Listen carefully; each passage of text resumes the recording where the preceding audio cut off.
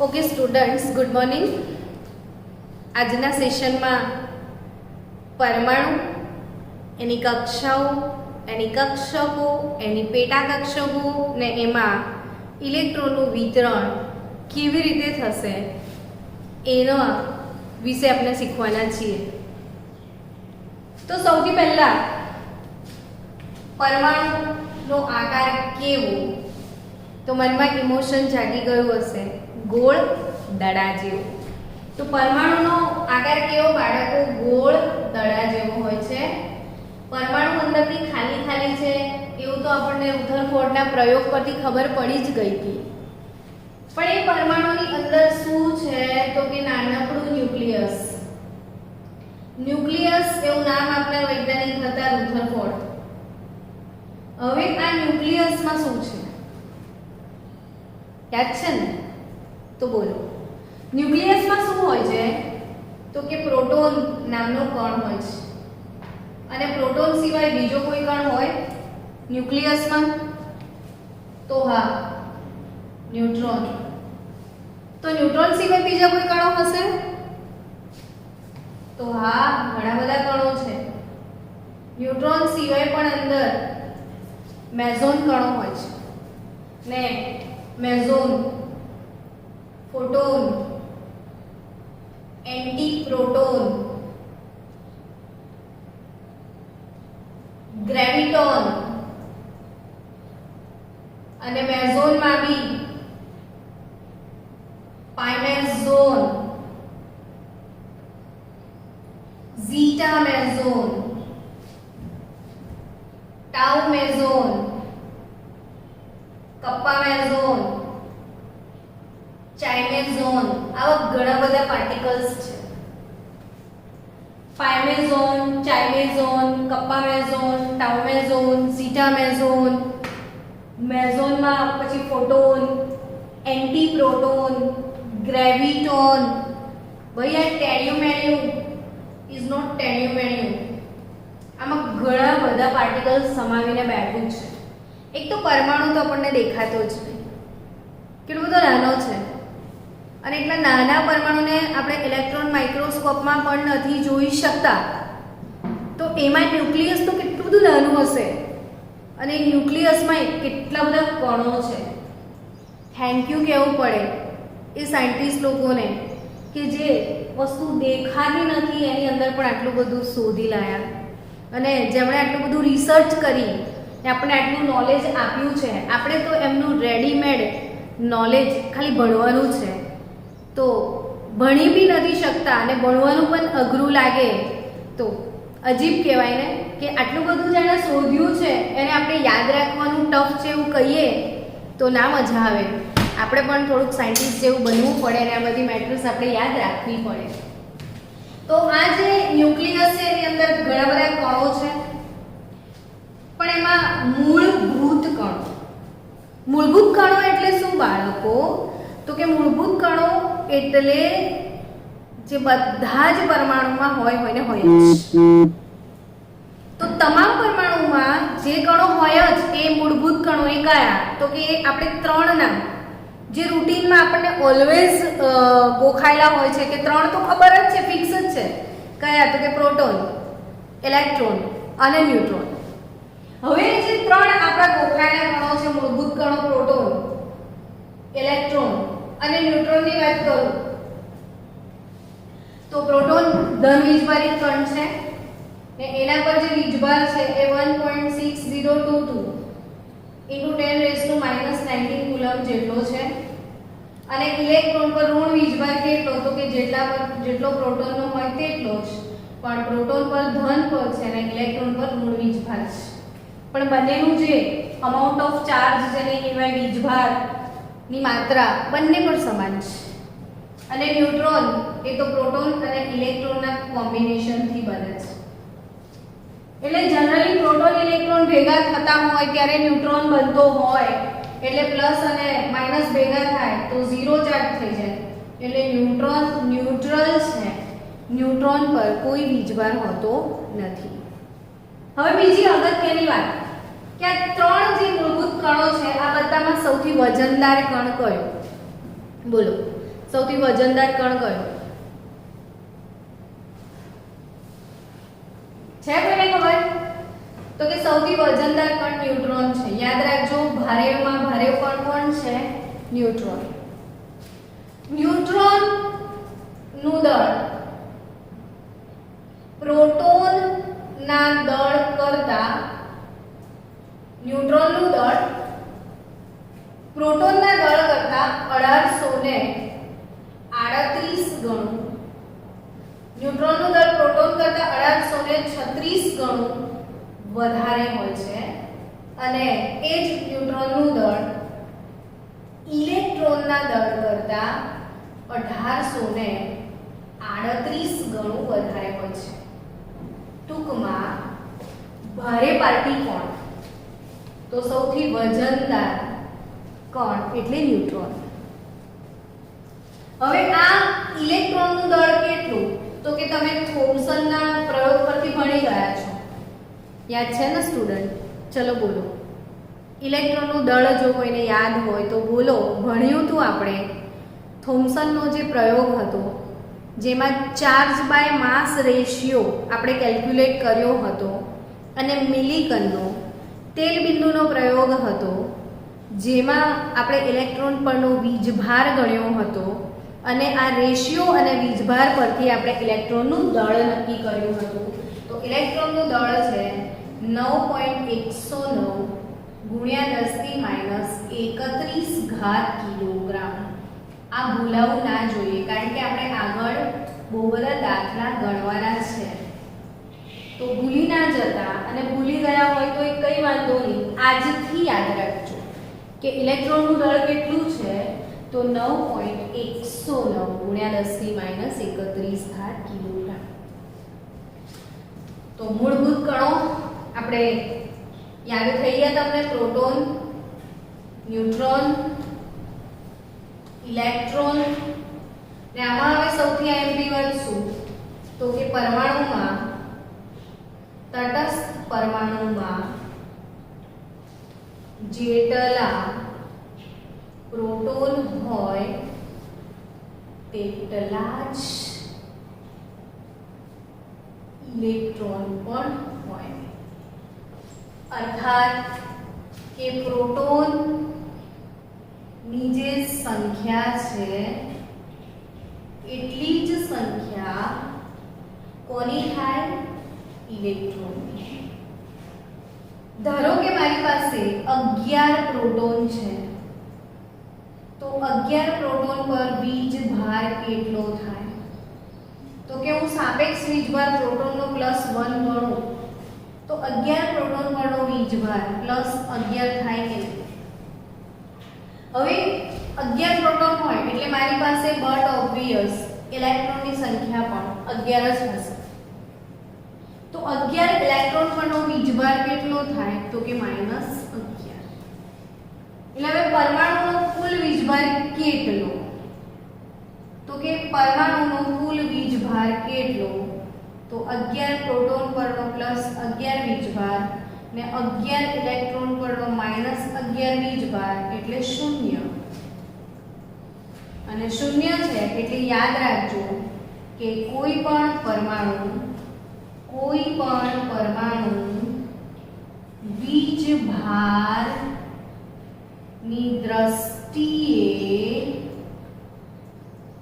તટસ્થ હોય છે. આ વાક્ય ખાસ યાદ રાખજો કે પરમાણુ વીજભારની દ્રષ્ટિએ તટસ્થ હોય છે. તો કેમ તટસ્થ હોય છે? તો કે જેટલા પ્રોટોન હોય એટલા જ એમાં શું હશે? ઇલેક્ટ્રોન. એટલે જેટલો ધન વીજભાર એટલો જ એમાં શું હોય બાળકો? ઋણ વીજભાર. એટલે ધન વીજભાર બરાબર ઋણ વીજભાર એટલે એનો કુલ વીજભાર 0 થઈ જાય. એટલે દરેક પરમાણુ વીજભારની દ્રષ્ટિએ કેવો હોય છે? તટસ્થ હોય છે. હવે કોઈ પણ પરમાણુની વાત કરીએ તો આ જે પરમાણુઓ છે એમાં આ મૂળભૂત કણો ન્યુક્લિયસમાં હોય છે. પ્રોટોન અને ન્યુટ્રોનનું લોકેશન ક્યાં બતાવાય છે? કેન્દ્રમાં, ન્યુક્લિયસમાં. તો ન્યુક્લિયસ માં રહેલા કણો કોણ? તો કે પ્રોટોન અને ન્યુટ્રોન. તો કે વજનદાર કણો બી તો એ જ લોકો છે ને. 3 કણોમાં વજન સૌથી વધારે કોને છે? તો કે પ્રોટોનને છે, ન્યુટ્રોનને છે. તો આખા પરમાણુનું દળ એ 2 કણોના લીધે જ હોય ને. કયા 2 કણો? તો કે પ્રોટોન ને ન્યુટ્રોન. તો પરમાણુનું જે દળ છે એના માટે જવાબદાર આ 2 જ કણો છે. આ બંને ન્યુક્લિયસમાં છે એટલે એને ન્યુક્લિયોન્સ પણ કહેવાય છે. પ્રોટોન અને ન્યુટ્રોનના કુલ સરવાળાને શું કહેવામાં આવે છે? ન્યુક્લિયોન્સ. તો જેટલા પ્રોટોન છે, જેટલા ન્યુટ્રોન છે, આ બંનેના કુલ સરવાળાને આપણે ન્યુક્લિયોન્સ એવું કહીએ છીએ. તો અહીંયા ન્યુક્લિયોન્સ ને શેના તરીકે? તો કે એ ન્યુક્લિયોન્સના કારણે જ પરમાણુને દળ હોય છે. કારણ કે જો ઇલેક્ટ્રોન છે તો કક્ષામાં છે અને ઇલેક્ટ્રોનનું દળ તો આપણે લગભગ અવગણી શકાય તેટલું શૂન્ય જ ગણી નાખ્યું છે. શૂન્ય દળ હોય નહીં પણ બહુ જ ઓછું છે. એટલે આ લોકોની કમ્પેરમાં આના દળને આપણે અવગણી નાખીએ છીએ. એટલે દળ ખાલી 2 જ લોકોને છે, પ્રોટોન અને ન્યુટ્રોનને. તો અહીંયા ગોખવું જ ના પડે. 2 જ પાર્ટી વજનદાર છે, પ્રોટોન ને ન્યુટ્રોન. તો બસ પ્રોટોન ને ન્યુટ્રોનના કુલ વજનને પરમાણુનું દળ કહેવાય. તો પરમાણુનું દળ એટલે પરમાણુ દળાંક, ને પરમાણુ દળાંક માટે સિમ્બોલ આપ્યો છે Z. અને Z એટલે શું? તો કે પ્રોટોન અને ન્યુટ્રોનની કુલ સંખ્યા. પરમાણુ દળાંક Z એટલે શું બાળકો? તો કે પ્રોટોન અને ન્યુટ્રોનની કુલ સંખ્યા. હવે આપણે આવર્ત કોષ્ટકની વાત કરીએ તો કુલ 118 તત્વો છે. એમાં આવર્ત કોષ્ટકમાં કેટલા તત્વો છે બાળકો? 118 તત્વો છે. હવે આવર્ત કોષ્ટકમાં જે 118 તત્વો છે, આ 118 તત્વોની વાત કરીએ તો દરેકને પોતપોતાનો પરમાણુ ક્રમાંક છે. જેમ કે હાઇડ્રોજન છે તો એનો પરમાણુ ક્રમાંક, પરમાણુ દળાંક એટલે Z નહીં બાળકો, પરમાણુ દળાંક એટલે A. પરમાણુ દળાંક એટલે A. પરમાણુ ક્રમાંક એટલે Z. તો પરમાણુ ક્રમાંક એને આપણે Z કહીએ છીએ ને પરમાણુ દળાંક એને આપણે A કહીએ છીએ. તો અહીંયા ક્રમાંક દરેકને આપ્યો છે. હાઇડ્રોજનનો ક્રમાંક 1 છે, હિલિયમનો ક્રમાંક 2 છે, લિથિયમનો ક્રમાંક 3 છે. તો આવા કુલ રોલ નંબર બધાને 118 સુધી આપ્યા છે. હવે દરેક તત્વોનો જે ક્રમાંક છે એને આપણે Z કહીએ છીએ. ને ક્રમાંક શેના આધારે આપ્યો છે? તો કે કોઈ પણ તટસ્થ પરમાણુમાં રહેલા ઇલેક્ટ્રોનની સંખ્યા અથવા પ્રોટોનની સંખ્યા. કેમ બંનેમાં આપણે અથવા લગાવ્યું? તો કે જનરલી ઇલેક્ટ્રોન ગુમાવી પણ શકાય ને મેળવી પણ શકાય છે, પણ પ્રોટોન ગુમાવાતા કે મેળવાતા નથી. એટલે ઇલેક્ટ્રોનને બદલે સામાન્ય રીતે વધારે એપ્રોપ્રાઇટ વ્યાખ્યા પ્રોટોનની અપાય છે. બંને વ્યાખ્યા બરાબર છે પણ વધારે સુટેબલ કઈ ગણાય? તો કે કેન્દ્રમાં રહેલા પ્રોટોનની સંખ્યાને. મેં કેમ ઇલેક્ટ્રોનને રદ કર્યું સમજાયા પછી? તો એટલા માટે કે પ્રોટોન કોઈ તત્વ દ્વારા ગુમાવી પણ શકાય છે અને મેળવી પણ શકાય છે, પણ પ્રોટોન આપણે ગુમાવતા નથી કે મેળવતા નથી. એ ફિક્સ નંબરમાં હોય છે. એટલે પ્રોટોનની સંખ્યા p ને આપણે પરમાણુ ક્રમાંક Z કહેતા હોઈએ છીએ. પરંતુ જેટલા પ્રોટોન હોય છે ને એટલા જ ઇલેક્ટ્રોન હોય. હવે A અને Z, તો કે A બરાબર શું? તો કે p n. A બરાબર શું બાળકો? p n. અને Z બરાબર શું? તો કે પ્રોટોનની સંખ્યા. તો p એટલે સૂત્ર શું મળશે? A બરાબર Z પ્લસ L. ફરીથી એકવાર યાદ રાખો, પરમાણુનો દળાંક A, પરમાણુનો દળાંક A, પરમાણુનો દળાંક શું બાળકો? A. તો A બરાબર શું? પ્રોટોન અને ન્યુટ્રોનની સંખ્યા, જ્યારે ક્રમાંક Z એટલે ફક્ત પ્રોટોનની સંખ્યા.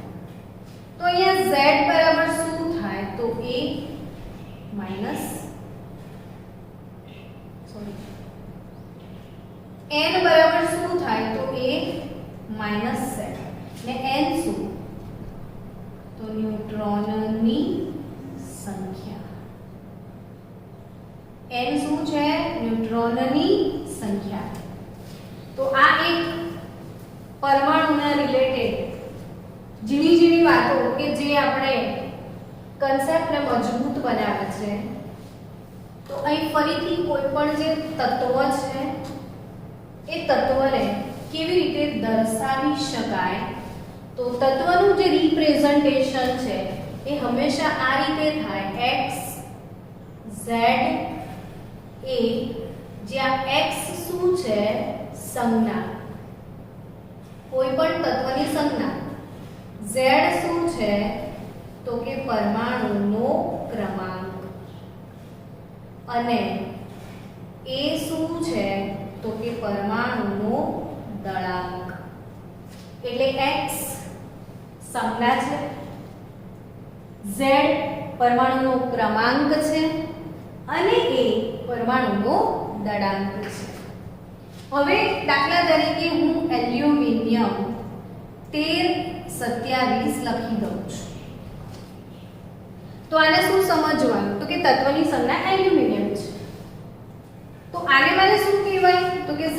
આને શું કહેવાય? A. તો આના પરથી પ્રોટોનની સંખ્યા કેટલી, ન્યુટ્રોનની સંખ્યા કેટલી અને ઇલેક્ટ્રોનની સંખ્યા કેટલી એ જણાવો.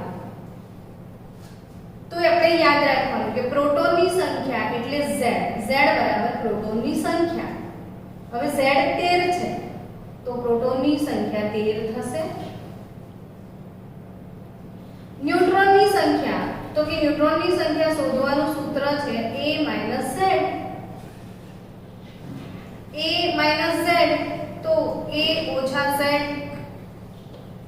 27 ઓછા 13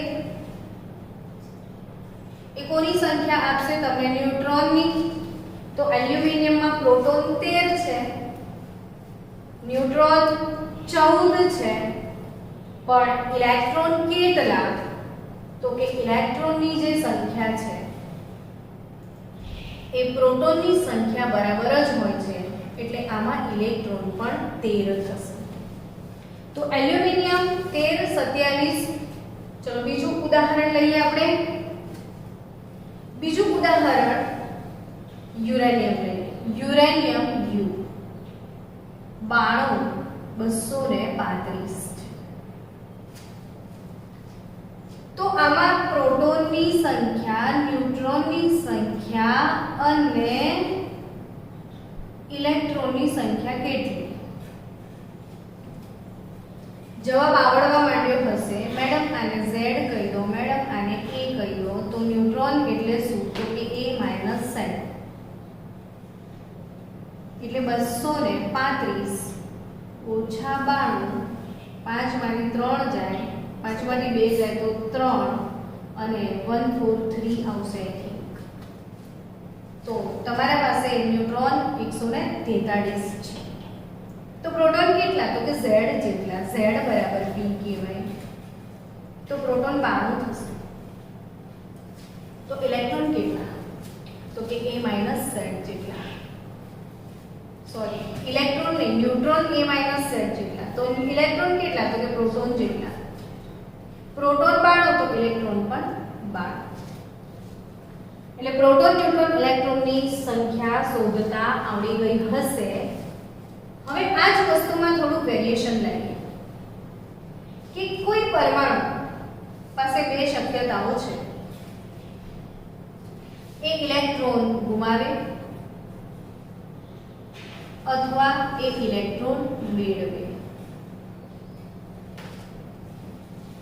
જો પરમાણુ ઇલેક્ટ્રોન ગુમાવે તો એ ધન આયન બને કેમ કે ઋણ વીજભાર એ ગુમાવી દે છે તો પોતે ધન બનશે. જો ઇલેક્ટ્રોન મેળવે તો એ ઋણ વીજભાર મેળવી રહ્યો છે તો પાર્ટી ઋણાયન બનશે. હવે સમજો કેમ એ ધનાયન બને. તો કે મારી પાસે સોડિયમ છે જેના પાસે 11 પ્રોટોન છે. સોડિયમ પાસે 11 પ્રોટોન છે, સોડિયમ પાસે 11 ઇલેક્ટ્રોન છે કારણ કે એનો પરમાણુ ક્રમાંક 11 છે. હવે કરે છે શું તો કે એક ઇલેક્ટ્રોન ગુમાવે છે. તો હું એને પર વીજભાર કેટલો મૂકીશ તો કે +1. કેમ મૂક્યો મેં તો એને સમજીએ કે હવે સોડિયમનો કુલ વીજભાર 11 પ્રોટોન એટલે +11 વીજભાર, પણ એણે એક ઇલેક્ટ્રોન ગુમાવી દીધો છે એટલે ઇલેક્ટ્રોન હવે ફક્ત 10 જ છે એની પાસે. એટલે 10 ઇલેક્ટ્રોન પર વીજભાર -10 હોય એટલે +11 - 10 +1 એટલે આપણે સોડિયમ પર +1 વીજભાર લખતા હોઈએ છીએ.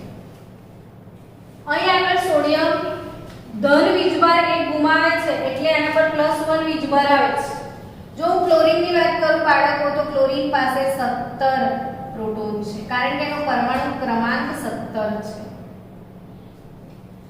ક્લોરીનનો પરમાણુ ક્રમાંક 17 હોય તો એના પાસે 17 પ્રોટોન છે અને 17 ઇલેક્ટ્રોન છે. હવે 17 પ્રોટોન અને 17 ઇલેક્ટ્રોન છે, એને એક ઇલેક્ટ્રોન તમે ગિફ્ટમાં આપો છો તો એના પર વીજભાર -1 કેમ લખાય છે એ સમજો. હવે તો આનો વીજભાર હતો 17 પ્રોટોનનો +17 ઇલેક્ટ્રોનનો -17. વીજભારની દ્રષ્ટિએ પરમાણુ તટસ્થ છે અહીંયા, પણ એને એક મેળવ્યો એટલે પ્રોટોન 18 થયા. એટલે 17 - 18 તો આના પર વીજભાર છે -1. એટલે 17 એક ઇલેક્ટ્રોન મેળવે છે, 18 - 1 વીજભાર એને ધારણ કર્યો છે એટલે આના પર આ ક્લોરાઇડ આયન બને છે. તો અહીં કોઈ ઇલેક્ટ્રોન ગુમાવે તો એ ધનાયન બને ને જો ઇલેક્ટ્રોન મેળવે તો એ ઋણાયન બને. હવે આના પરથી જો તમને કોઈ આયોનિક સ્પીસીઝ આપ્યા છે જેનું તમારે ઇલેક્ટ્રોન પ્રોટોન ગણતરી કરવાની છે તો ધારો કે મારી પાસે આયોનિક સ્પીસીઝ છે 8 16 -2 અને મેગ્નેશિયમ છે મારી પાસે 12 24 +2. અહીં મારી પાસે આ ઋણાયન છે, અહીં મારી પાસે ધનાયન છે. મારે આમાં કુલ પ્રોટોન ન્યુટ્રોન ઇલેક્ટ્રોન ગણવા છે, આમાં પણ ગણવા છે. તો આમાં પ્રોટોન કેટલા, આમાં ન્યુટ્રોન કેટલા અને આમાં ઇલેક્ટ્રોન કેટલા એ સમજો. તો આની અંદર પ્રોટોન એટલે આ Z, આ A, પ્રોટોન 8, ન્યુટ્રોન તો કે A - Z, 16 - 8. તો ઇલેક્ટ્રોન કેટલા તો કે આના પર વીજભાર છે. વીજભાર કઈ રીતે આવે તો કે હમણાં તો તમે શીખ્યા કે વીજભાર એટલે શું તો કે પ્રોટોન પ્લસ ઇલેક્ટ્રોનની વીજભારની સંખ્યા. હવે વીજભાર કેટલો છે તો કે -2 છે. પ્રોટોન કેટલા છે તો કે 8. તો ઇલેક્ટ્રોનની સંખ્યા કેવી રીતે મળશે તો કે ઇલેક્ટ્રોન પર તો વીજભાર માઈનસ હશે ને વીજભાર સાથે દર્શાવવાનું છે. હવે પ્રોટોન અને ઇલેક્ટ્રોન પરનો વીજભાર માઈનસ હોય છે એટલે -e લખ્યું છે મેં. અહીંયા કુલ વીજભાર -2 આવે છે તો ઇલેક્ટ્રોન કેટલા હશે વિચારો. અહીંયા number of proton plus number of electron લાવે છે, સોરી નંબર ઓફ ઇલેક્ટ્રોન લાવે છે એટલે અહીંયા વીજભાર અને કુલ વીજભાર કેટલો છે -2. તો પ્રોટોન પ્લસ ઇલેક્ટ્રોન સોરી અહીંયા માઈનસ જ ઈ આવશે. હવે જે ઇલેક્ટ્રોન છે એની સંખ્યા જોઈએ છે તમને તો અહીં ઇલેક્ટ્રોનને આ બાજુ લઈ જાઓ તો 8 + 2 ઇલેક્ટ્રોન 10 થઈ જશે. એટલે તમારા પાસે અહીંયા ઇલેક્ટ્રોનની સંખ્યા કેટલી 10. અને આટલી લોંગ તમને ના સમજણ પડતી હોય તો સીધો હિસાબ કે આ પ્રોટોનની સંખ્યા 8 છે. અહીંયા -2 વીજભાર બતાવે છે અર્થાત એને 2 ઇલેક્ટ્રોન મેળવ્યા છે. તો 2 મેળવો એટલે 8 + 2 કેટલા થઈ જશે 10. હવે આ બાજુ જુઓ કે પ્રોટોનની સંખ્યા કેટલી તો કે 12, કારણ કે એમાં પરમાણુ ક્રમાંક 12 છે. ન્યુટ્રોનની સંખ્યા કેટલી? તો કે A-Z, 24 ઓછા 12. તો ઇલેક્ટ્રોન કેટલા? તો કે એનો પર વીજભાર છે. વીજભાર +2 છે. આના પાસે 12 પ્રોટોન છે તો 12 ઇલેક્ટ્રોન હશે, પણ એ +2 બતાવે છે, અર્થાત એને 2 ઇલેક્ટ્રોન ગુમાવ્યા છે. તો આની ઇલેક્ટ્રોનની સંખ્યા કેટલી થઈ જશે? 10. હવે બીજી એક વાત, આ બંનેમાં જો ઇલેક્ટ્રોન સમાન છે, આમાં પણ ઇલેક્ટ્રોન 10 છે, આમાં પણ ઇલેક્ટ્રોન 10 છે, અને જે બે સ્પીસીઝમાં ઇલેક્ટ્રોનની સંખ્યા સમાન હોય એને સમ ઇલેક્ટ્રોનિક અથવા આઇસો ઇલેક્ટ્રોનિક સ્પીસીઝ કહેવામાં આવે છે. આ સમ ઇલેક્ટ્રોનીય પરમાણુઓ છે, સમ ઇલેક્ટ્રોનીય સ્પીસીઝ છે, કેમ કે બંનેમાં ઇલેક્ટ્રોનની સંખ્યા સમાન છે. ને જે બે સ્પીસીઝમાં ઇલેક્ટ્રોનની સંખ્યા સમાન હોય તેમને સમ ઇલેક્ટ્રોનીય સ્પીસીઝ કહેવામાં આવે છે. ચલો આગળ વધીએ. હવે આપણે પરમાણુ ને આના આધારિત તમારા સ્વાધ્યાયમાં ચેપ્ટર 2 માં ઘણા બધા દાખલા આપ્યા છે પ્રોટોન, ઇલેક્ટ્રોન, ન્યુટ્રોનની સંખ્યા ગણવા માટેના. તો આજે અવશ્ય ગણજો.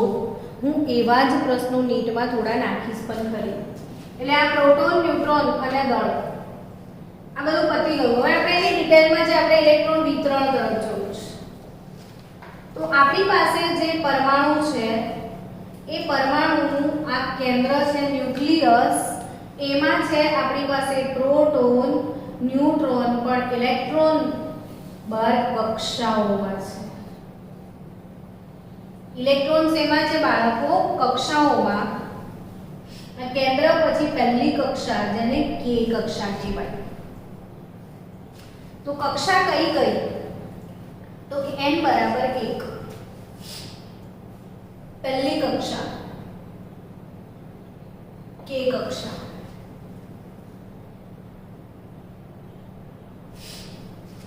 n = 2 L કક્ષા, n = 3 M કક્ષા એટલે કે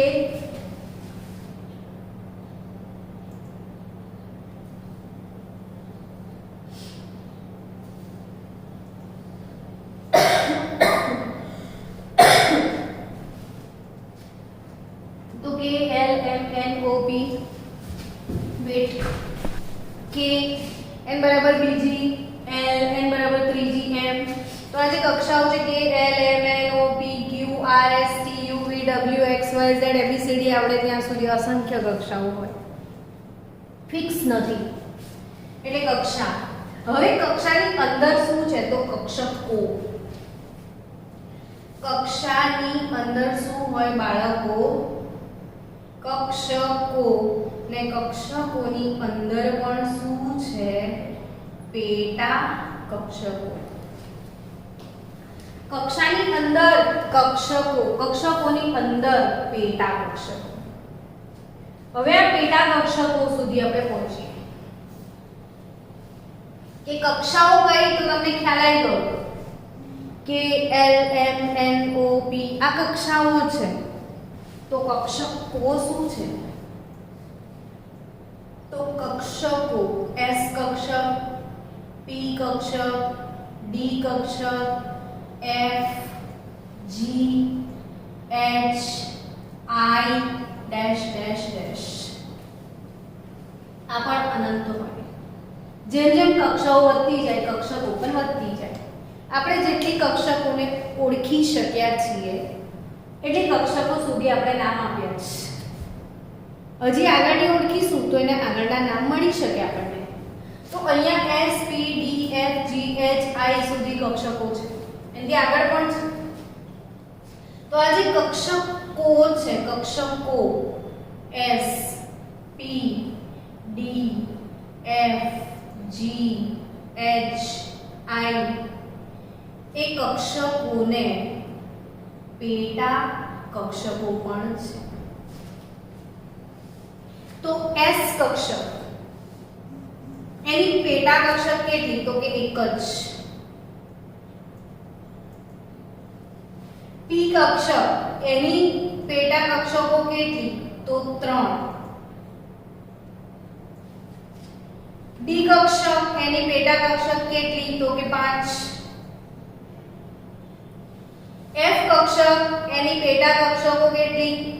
1 2 3 4 5 6 7. તો જી કક્ષકની પેટા કક્ષક 9, એચ ની 11, આઈ ની 13. એટલે અહીંયા આ યાદ રાખવાનું છે કે કક્ષકો સામે પેટા કક્ષકો કેટલી છે. એસ કક્ષક એક જ પેટા કક્ષક, પી કક્ષક 3 પેટા કક્ષક, ડી કક્ષક 5, એફ 7, જી 9, એચ 11. આ બધું ભૂલી જાય તો ઇલેક્ટ્રોન રચના ભૂલી જશો. જો મેં પહેલા શું શીખવાડ્યું તમને? કક્ષા. કક્ષાની અંદર શું છે? તો કે કક્ષક ક. કક્ષકની અંદર શું છે? તો કે પેટા કક્ષક. ને પેટા કક્ષકની અંદર ઇલેક્ટ્રોન હોય છે. તો ઇલેક્ટ્રોન એનું ઘર બહુ અઘરું છે. પ્રોટોન તો સહેલું જ. ક્યાં છે પ્રોટોન? ને તો આ લોકો ન્યુક્લિયસમાં બેસાડી દીધા છે. બહાર ફરવા કોને મોકલ્યો છે? ઇલેક્ટ્રોન. એમ બી બિચારી હલકી ફુલકી પાર્ટી છે, લાઇટ વેટ પાર્ટિકલ છે, એને કૂદકા મારવાનું કામ આપ્યું છે. ઇલેક્ટ્રોન આ એક કક્ષામાંથી કૂદકો મારીને બીજી કક્ષામાં જઈ શકશે. એને ઈચ્છા થાય એ કક્ષાઓમાં એ ફરે છે. જેમ જેમ એની ઊર્જા બદલાશે એમ એમ ઇલેક્ટ્રોનો કક્ષા પણ બદલી શકે છે. એટલે અહીંયા ઇલેક્ટ્રોન કક્ષાઓમાં છે, કક્ષાઓની અંદર કક્ષકો છે, અને કક્ષકોની અંદર પેટા કક્ષકો છે, અને પેટા કક્ષકોની સંખ્યા તમારે યાદ રાખવાની છે. તો ફરીથી આપણે આગળ વધીએ પેટા કક્ષકો તરફ. હજી પણ એટલે તમારે જે મોસ્ટ ટાઈપની વાત છે એ લર્ન થઈ જાય કે ભાઈ એસ કક્ષક એને એક જ પેટા કક્ષક છે. હવે યાદ રાખો કે કોઈ પણ એક પેટા કક્ષક હોય એમાં વધુમાં વધુ 2 જ ઇલેક્ટ્રોન સમાવી શકાય. કોઈ પણ પેટા કક્ષકમાં વધુમાં વધુ 2 જ ઇલેક્ટ્રોન સમાવી શકાય. 2 થી વધારે ઇલેક્ટ્રોન સમાવી શકાશે નહીં. હવે આ પેટા કક્ષક છે મારી પાસે, જો ના દેખાતો હોય હું આ બાજુ લખું છું કે આ પેટા કક્ષક છે મારી પાસે, તો આમાં 2 જ ઇલેક્ટ્રોન આવી શકે. જેમાં સિમ્બોલ દોર્યો છે આવું એરો, આ ઇલેક્ટ્રોન બતાવે છે તમને. ને આમાં મેં 2 ઇલેક્ટ્રોન, એક જે સ્પિન છે એ અપ રાખી છે, બીજું છે ડાઉન રાખ્યું છે. વધુમાં વધુ 2 જ ઇલેક્ટ્રોન આવશે, એક અપ તો બીજું ડાઉન, એક અપ તો બીજું શું? ડાઉન. હવે આ શું અપ ડાઉન? તો કે તમને એવું શીખવાડ્યું હતું કે ઇલેક્ટ્રોન પોતાની સ્પિન પર ગતિ કરે છે. હવે એક કક્ષામાં જો 2 ઇલેક્ટ્રોન હોય તો બંને આ રીતે ગતિ ના કરે, બંને એકબીજાથી વિરુદ્ધ ભ્રમણ કરશે. આ એકનું સ્પિન આમ ક્લોકવાઇઝ હોય ને તો બીજાનું એન્ટી ક્લોકવાઇઝ જ હશે. બંને એકબીજાના દુશ્મનની જેમ જ આમ ફરશે. એક જ કક્ષકમાં 2 જ ઇલેક્ટ્રોન ને બંનેનું સ્પિન રોટેશન એકબીજાથી વિરુદ્ધ જ હોય એટલે એક અપ લખાય તો બીજો ડાઉન લખાય. એટલે કોઈ પણ એક પેટા કક્ષકમાં વધુમાં વધુ 2 જ ઇલેક્ટ્રોન સમાવી શકાય, 2 થી વધારે નહીં જ. કોઈ સંજોગોમાં 2 થી વધારે ના. તો વિચારો પી એને પણ પેટા પ્રકાર 3 છે, ડી એના પેટા પ્રકાર આપણી જોડે કેટલા છે? તો 5 છે, એફ ના 7 છે, એસપીડી એફજી 9 ને એચ 11 જો આપણે લઈએ. હવે એસ માં વધુમાં વધુ 2 જ ઇલેક્ટ્રોન આવે તો એસ કક્ષકની ઇલેક્ટ્રોન ક્ષમતા કેટલી? તો કે એસ કક્ષકની જે ઇલેક્ટ્રોન ક્ષમતા છે એ 2 જ છે. પી ની ઇલેક્ટ્રોન ક્ષમતા કેટલી? તો 6. ડી ની ઇલેક્ટ્રોન ક્ષમતા કેટલી? તો કે આ 5 અપ પછી 5 ડાઉન એટલે 10. F ની ઇલેક્ટ્રોન ક્ષમતા કેટલી? તો કે 14. G ની કેટલી? તો કે 18 અને H ની કેટલી? તો કે 22. એટલે અહીં પેટા કક્ષક અને એની ઇલેક્ટ્રોન ક્ષમતા આ બે મોસ્ટ એમ્પી મેટર જે તમારે યાદ રાખવી પડે કે S કક્ષક તો 2 જ ઇલેક્ટ્રોન સમાવી શકાય, P કક્ષક 6 ઇલેક્ટ્રોન સમાવી શકાય, D કક્ષક 10, F કક્ષક 14, G કક્ષક 18. યાદ રહ્યું? બોલો S માં કેટલા ઇલેક્ટ્રોન આવી શકે? સ્ટુડન્ટ બોલો S માં કેટલા ઇલેક્ટ્રોન આવી શકે? બોલો. સંભળાતું નથી મને. ચલો આ ન્યુક્લિયસ બાળકો, આ n બરાબર 1 પહેલી કક્ષા K કક્ષા ને આમાં એક જ પેટા કક્ષક હોય ખાલી S. હવે આનો મુખ્ય ક્વોન્ટમ 1 છે એટલે આ પહેલા નંબરની કક્ષામાં જે S હોય એને 1 લેબલ આપવાનું એટલે 1s કહેવાય. હવે આ n બરાબર 2 એટલે L. તો આમાં બે પેટા કક્ષક હોય, S પણ હોય અને P પણ હોય એટલે P બીજા નંબરથી ચાલે. પહેલામાં P ના હોય કોઈ દિવસ. એટલે કોઈ એમ કહે ને કે 1P તો એને કહેવાનું સુઈ જાગ્યા જઈને. એટલે 2 નંબરમાં 2S અને 2P હોય. 3 નંબરની વાત કરીએ તો KL પછી M હોય.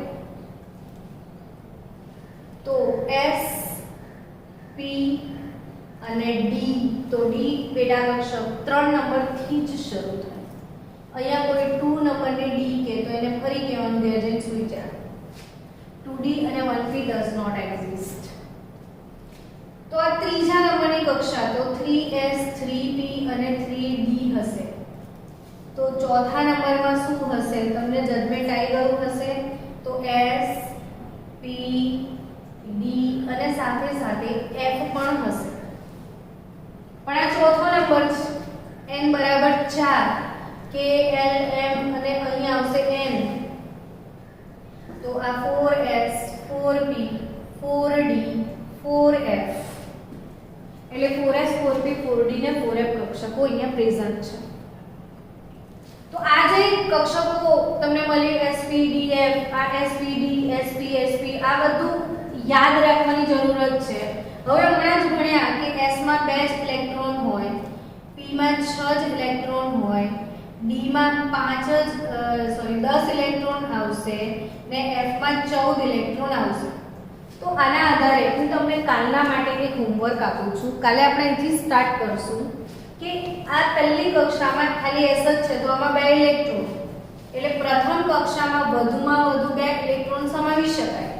તો બીજી કક્ષામાં કેટલા, ત્રીજીમાં કેટલા, ચોથીમાં કેટલા, પાંચમીમાં કેટલા, છઠ્ઠીમાં કેટલા ને સાતમી કક્ષામાં કેટલા ઇલેક્ટ્રોન એ શોધીને મને કહેજો. હજી એક ઉદાહરણ આપું. ચલો બીજી કક્ષામાં કેટલા?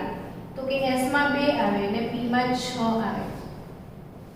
તો બીજી કક્ષામાં વધુમાં વધુ 6 + 2 8 ઇલેક્ટ્રોન સમાવી શકાય. બીજી કક્ષામાં વધુમાં વધુ કેટલા ઇલેક્ટ્રોન સમાવી શકાય? 6 + 2 8. તો ત્રીજીમાં ચોથીમાં એ મને ગણીને કાલ સુધી રેડી રાખજો. આપણે કાલનો લેક્ચર અહીંથી આગળ ચાલુ કરીશું. તો કાલે આપણે ઇલેક્ટ્રોન રચના સાથે આગળ વધશું. મળીએ કાલે.